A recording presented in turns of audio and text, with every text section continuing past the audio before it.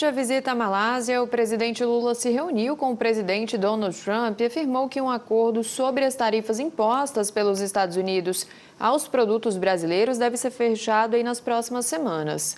Vamos falar agora sobre essa negociação com o advogado tributarista Leonardo Hussler, que já está aqui com a gente. Hussler, bem-vindo, bom dia. Bom dia, Carol. Bom dia a todos os nossos telespectadores, a nossa equipe. Hussler, o que podemos esperar agora pós-encontro, né? E quais setores aí seriam mais beneficiados com o eventual acordo?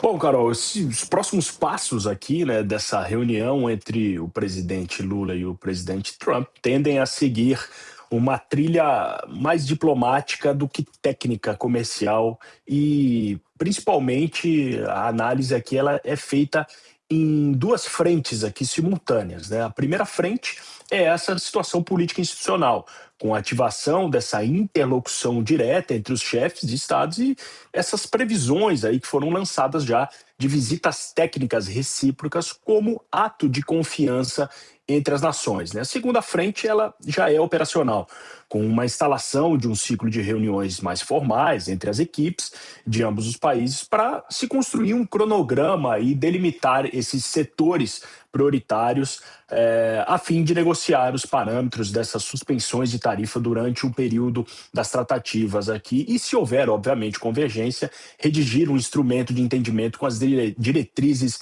e prazos de implementação, né? Essa arquitetura está exposta em linhas gerais nas falas de ambos os presidentes e nos registros das agências internacionais que comunicaram após esse encontro em Kuala Lumpur, né? No plano das consequências práticas imediatas, essa sinalização de boa vontade política ela ainda não se traduz ou não se traduziu, melhor dizendo, em um compromisso de remoção do tarifaço desde a conversa no domingo, né? O presidente Trump, apesar de ter qualificado a conversa como muito boa e elogiado o presidente brasileiro, reconhecendo o interesse do Brasil por um acordo, mas ele ainda não assegurou resultado específico, né? O que mantém esse risco regulatório e o custo financeiro das exportações brasileiras enquanto não houver esse ato formal de suspensão ou redução das alíquotas, né?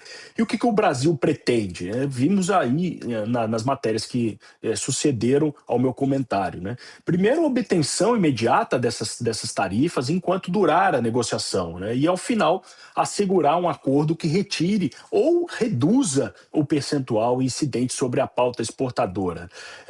A delegação brasileira também levou outros tipos de demanda correlatas a questões de políticas externas e além de ter proposto inserir também temas estratégicos aqui, os quais já se falava há muito tempo, né, como os minerais críticos, as questões de terras raras, ou seja, qual que é o objetivo aqui?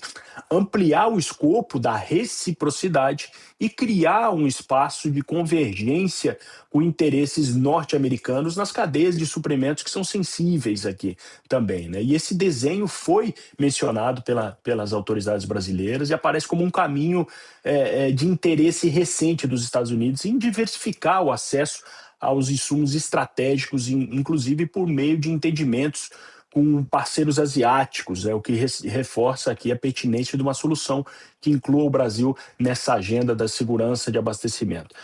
Para o agronegócio, os reflexos são diretos e mensuráveis. Por quê? Né? Nesse cenário vigente, a tarifa ela produziu e continua produzindo um choque de preços relativos às margens, com impacto sobre os volumes, né? E principalmente receitas em dólares, e que acaba impactando nas decisões de investimento, né? Essa convergência desse diagnóstico aqui, ela sustenta uma urgência de solução negociada. Por quê? Se a negociação produzir ao menos uma suspensão temporária, ainda que parcial e calibrada para o setor, os benefícios esperados aqui, eles incluem grandes efeitos, né, para o agronegócio, né? Primeiro, é a recomposição da previsibilidade de preços de exportação e de planejamento da safra com uma melhora do fluxo de caixa e captação, principalmente do financiamento rural.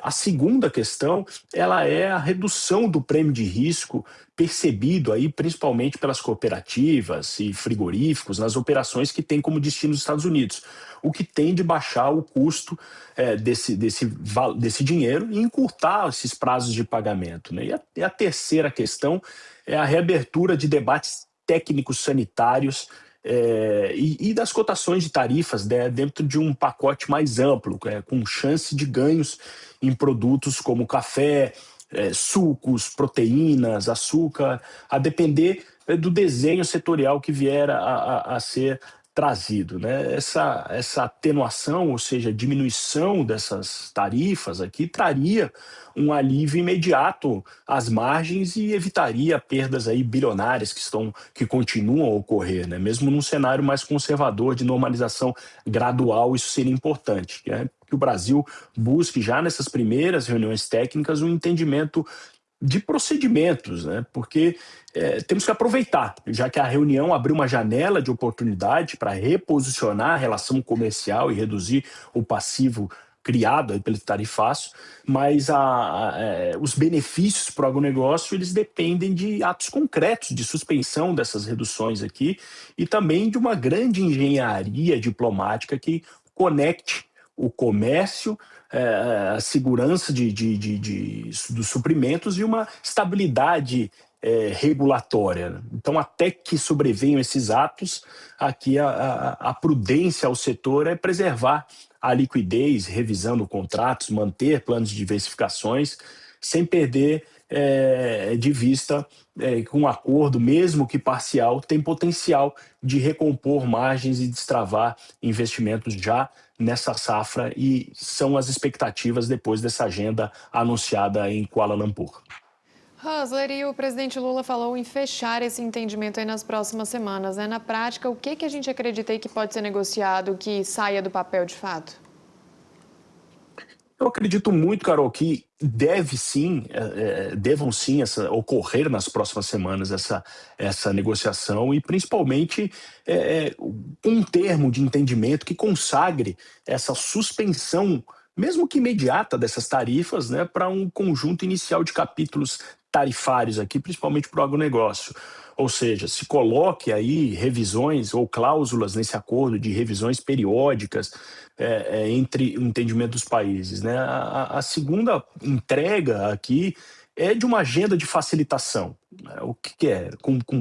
Se coloque prazos de análise das pendências, principalmente técnico-sanitárias, que é uma discussão que os Estados Unidos está colocando, colocar regras nas questões de origem, né, e reduzir esse atrito, né, porque hoje equivale a um custo muito relevante, né. E o terceiro ponto de uma entrega aqui essa questão que eu mencionei dos minerais críticos e terras raras, né? Vou colocar isso como um compromisso de avaliação rápida de projetos brasileiros e contrapartidas de financiamento, né? Esses pontos aqui trazidos, eles já apareceram nos discursos oficiais e nas coberturas das agências internacionais e devem ser traduzidos com cláusulas objetivas nas próximas semanas, conforme mencionado pelo nosso presidente. Rosler, e caso as tarifas sejam reduzidas ou eliminadas, qual vai ser o impacto imediato para as exportações, para a nossa produção aqui no Brasil?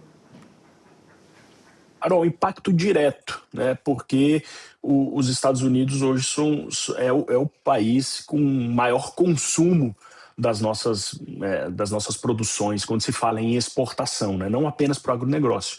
Então, é um impacto na veia, né? A gente está falando de bilhões de prejuízos alcançados com essas tarifas. Então, mesmo que temporário, e tem batido muito nisso, enquanto a negociação perdurar, já destrava uma grande parcela que estava preparada já para ser encaminhado.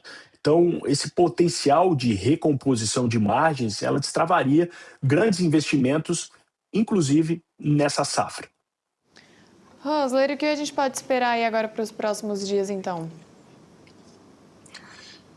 Olha, Carol, pudemos esperar uma grande engenharia diplomática vindo do nosso lado aqui, né? Porque por mais que tenhamos toda essa situação de boa-fé trazida por essa primeira reunião, por esse primeiro encontro, devemos ser céticos em relação a essa análise, né? O Donald Trump é um estrategista nato, é um cara que gosta de negociar, é um cara é um presidente que gosta de estar na mesa de negociação. Então, também não vai ser tão fácil termos uma abertura de tarifas dessa forma com que está sendo sobreposta aqui. Porém, o que podemos esperar é uma ação imediata do governo brasileiro, né, que abriu essa situação de porta de negociação e deve não só abrir as portas, como também as janelas e aproveitar o bom momento. Para a gente finalizar aqui, para o consumidor brasileiro, esse acordo pode refletir em preços mais baixos ou em mais competitividade para os nossos produtos? Acredito que sim, em ambos os casos, né? Tanto em mais competitividade, quanto também uma redução do produto interno. Por quê? Porque isso geraria uma facilitação também no crédito. Destravar um mercado tão importante quanto esse, os Estados Unidos, faz com que a credibilidade retorne ao nosso país, consequentemente os investimentos também eles passam a ser mais concentrados em relação ao agronegócio. E destravando o crédito é o que precisa o agronegócio. Isso faz com que o nosso produto interno ele fique mais barato na gôndola, no preço final, porque as margens se tornam um pouco maior e o Brasil volta a ter competitividade frente a outros players internacionais. Rosler, acho que é isso. Algo mais a acrescentar?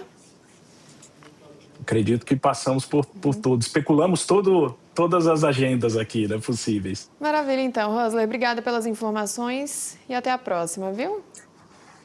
Eu que agradeço, Carol. Um ótimo dia, a nossa equipe, nossos telespectadores. Uma boa semana para todos. Pra gente.